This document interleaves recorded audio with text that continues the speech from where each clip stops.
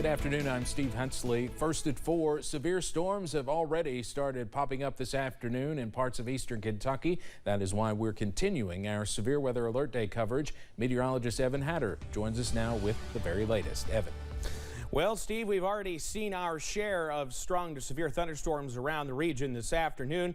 Folks closer to the London area getting in on even more strong to severe weather, just like they did last night. First off, severe thunderstorm watch currently does not take in any of our counties, but it is just to the west and would not be surprised to see that get extended further to the east later on tonight. Here's what we've got right now.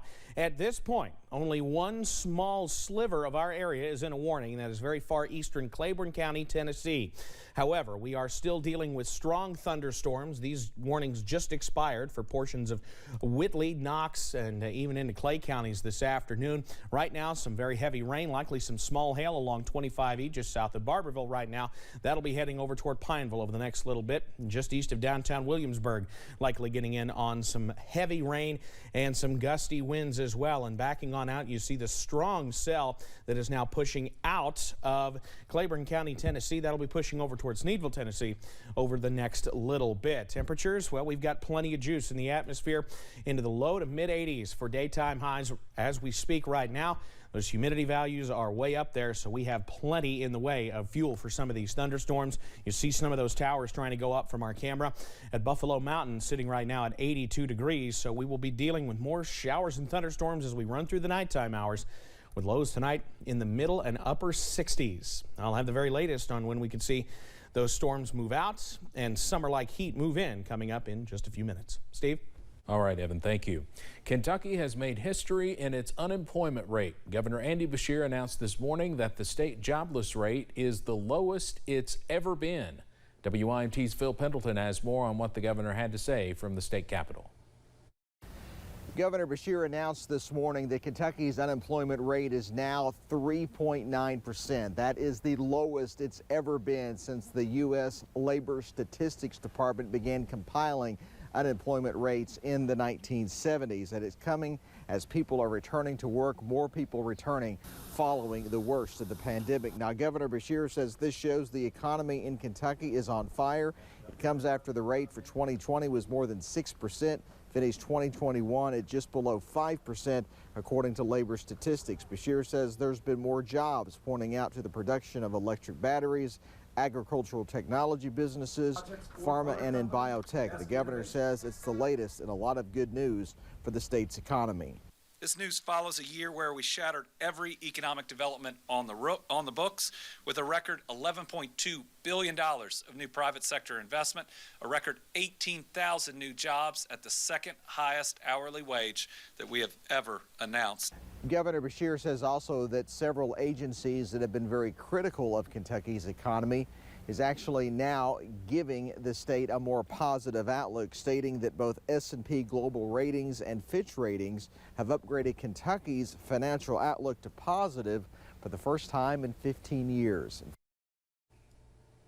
Well, that was Phil Pendleton reporting. The Republican Party of Kentucky released a statement following the governor's announcement, saying in part, quote, "Our labor force has 20,000 fewer people today than when Andy Beshear was elected. We've got national headlines for being a leader in people quitting their jobs," end quote. First responders gathered today at Bob Amos Park in Pikeville for a cookout in remembrance of fallen officers across the nation. In honor of National Law Enforcement Memorial Week, or Police Week, the Pikeville Police Department invited first responders and their families from across the county for food, fellowship, and to remember those who've lost their lives while on duty. One of those being remembered today is Pikeville PD's own Scotty Hamilton. Public Information Officer Tony Kahn says these officers will never be forgotten. We want to make sure his memory lives on, and all the memories of the line of duty death officers across the nation, the state, and our county. Make sure, hero remembered never dies. So we want to make sure everybody remembers these people. Pikeville City Commissioner Steve Hartsock also said the city is thankful for the men and women who serve the community and put their lives on the line. We'll have much more on this coming up tonight at 5:30. State and local leaders joined Kinetic by Windstream officials in downtown Somerset today to unveil a mural dedicated to Military Appreciation Month. The mural was painted by local artist Jordan Justice to show how much Pulaski County officials appreciate and honor those who dedicate their lives to serving their country. The mural sits across the street from what will be the Veterans Park, which will be finished later this year. Somerset and Pulaski County has seen a renaissance, and arts and cultural enrichment and various venues of entertainment have helped lead the way in that. And this is just another element, another chapter of our story here in Somerset. The mural artist says he is honored to have an impact on the area in this way. The mural is on the Kinetic by Windstream's retail store in downtown Somerset.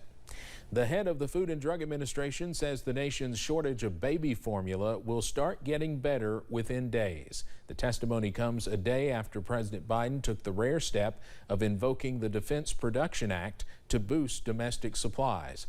CBS's Deborah Alfarone reports from Capitol Hill. There is relief in sight regarding the nationwide baby formula shortage, according to the head of the FDA. Within days, it will get better, but it will be a few weeks before we're back to normal.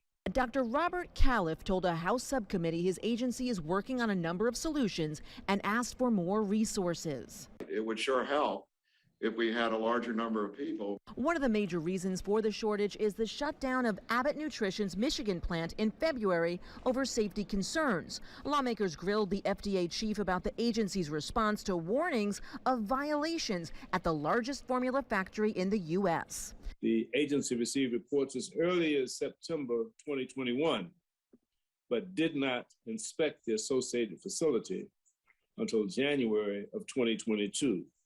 Which is indeed unconscionable. We need to make sure this plant is safe to open, but it's hard to see any evidence that FDA has made it a priority to get this plant cleaned and cleared and back online.